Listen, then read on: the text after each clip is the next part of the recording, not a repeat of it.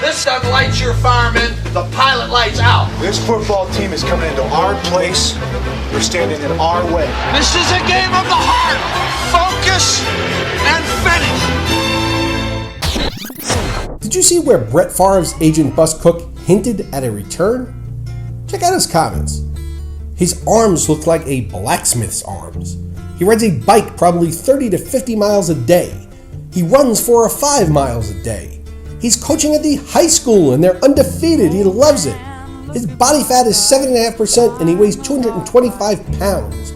He could play today better than a lot of them out there today. Sounds to me like he's auditioning to be the Dos Equis guy. Besides, he rides a bike 50 miles a day and runs 5 miles a day. He lives in Mississippi. Isn't that how everyone gets around? What is he, Forrest Gump?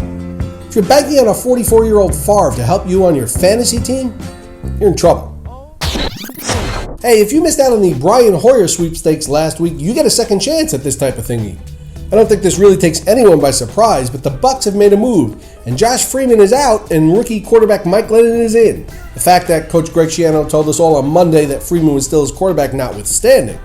It appears as if Schiano is going down with the ship, but not before he makes one last attempt to throw out a life raft. Now, if you don't know much about Glennon's pedigree, although he's never played it down in the NFL, in effect, this is the second time he's replacing an NFL quarterback. Glennon was the backup to Russell Wilson at NC State and then took over as the starter after Wilson bolted for Wisconsin. One of the most important things you can do to help yourself get through life without constantly getting the shaft is to go by what you see, not what you hear.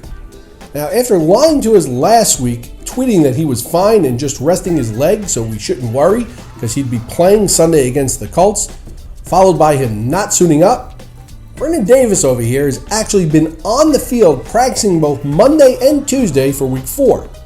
His participation has been limited, but that's completely different than last week when Davis didn't practice at all. It's a short week, but Vernon should be back in there tomorrow night against St. Louis. Now that's not coming from him, it's coming from me.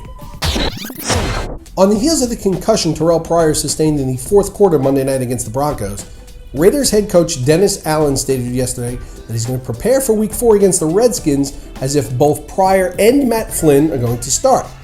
Now, someone needs to remind coach that it would be a penalty if he starts 12 guys, and he needs to go to the CFL if he wants to do that. With Nate Burleson out after breaking his arm in a car accident with himself, enter Ryan Broyles into the Lions starting lineup as a slot receiver. He's only played 17 snaps so far in the first 3 games, so don't bother to look at his stats, but he should be relevant in PPR leagues this week. In this week's Twitter question, @Freeman or @Freeman or whatever it is writes, should I try to get Ryan Tannehill? There is such a buzz about him.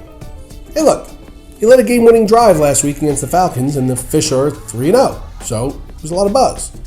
But you need to keep things in perspective. Winning NFL games and winning in fantasy are 2 completely different things.